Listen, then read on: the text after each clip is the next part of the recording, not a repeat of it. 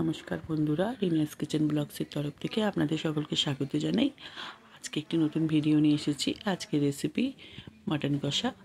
আর দেরি না করে তবে দেখে নেওয়া যাক মাটন কষাটা আমি কীভাবে করছি। প্রথমে আমি মাটনটা ধুয়ে নেব। ভালো করে পরিষ্কার করে মাটনটা ধুয়ে নিতে হবে। তার মধ্যে আমি টক দই দিয়ে দেবো, লবণ দেবো, গুঁড়ো হলুদ, গুঁড়ো লঙ্কা, সানরাইজের মিট মশলা, সানরাইজের শাহি গরম মশলা দিয়ে ভালো করে আমি একটু মাখিয়ে নেব।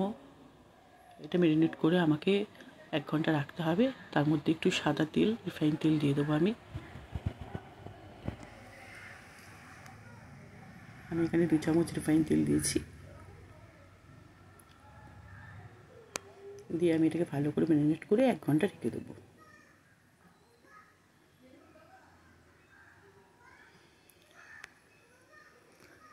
আমি এখানে মিক্সিতে পেস্ট করব, তার জন্য রসুন নিয়ে নিয়েছি, আদা নিয়ে নিয়েছি, পেঁয়াজ কুচো নিয়েছি, টমেটো কুচি, 2টো শুকনো লঙ্কা নিয়ে আমি মিক্সিতে পেস্ট করে নিলাম। মশলা আমার পেস্ট হয়ে গেছে। এবার আমি কড়াইতে তেল দেবো, দিয়ে শুকনো লঙ্কা দেবো, গোটা একটা তেজপাতা দেবো, আর আমি পেঁয়াজ কুচো দিয়ে দেবো। এখানে আমি মিক্সিতে যে মশলাটা পেস্ট করেছিলাম, আদা, রসুন, পেঁয়াজ, টমেটো আর শুকনো লঙ্কা, সেটা আমি ওর মধ্যে দিয়ে দিলাম।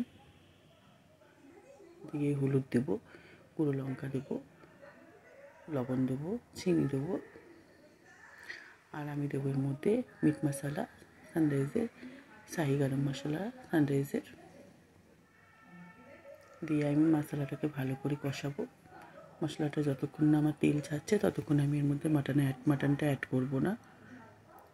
মশলাটা কিছুক্ষণ ভালো করে ভাজা ভাজা করতে হবে। সামান্য একটু কড়াইতে তেল লেগে যাচ্ছে, ওই জন্য একটুখানি জল দিয়ে দিয়েছি, অ্যাড করেছি ওতে জল।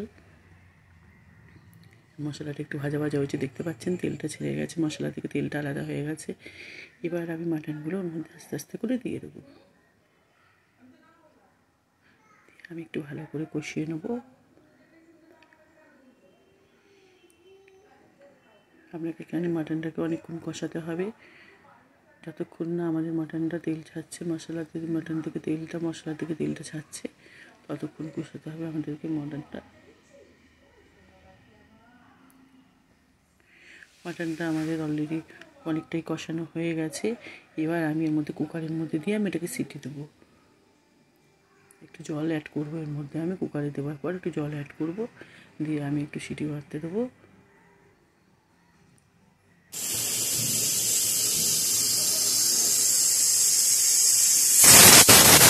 মাটনটা আমাদের সিটি হয়ে গেছে।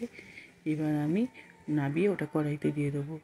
দিয়ে আমি একটু ঝোল ঝোল একটু হয়েছে, সেটাকে আমি কষাবো কিছুক্ষণ। আপনারা দেখতে পাচ্ছেন মশলার তেলটা আলাদা, অনেকটা কষানোর পর মাটন মশলার সাথে ঝোলটা থেকে আলাদা হয়ে গেছে। আমাদের মাটন রেডি হয়ে গেছে। আপনারা এরকম রেসিপি দেখতে গেলে আমার চ্যানেলটাকে সাবস্ক্রাইব করে দেবেন, আর ভালো লাগে যদি আমাকে লাইক করবেন আর কমেন্ট করে আমাকে জানবেন কেমন লেগেছে। আমি আবার আপনার কাছে আসবো নতুন নতুন রেসিপি নিয়ে। আপনারা একটু সঙ্গে থাকবেন।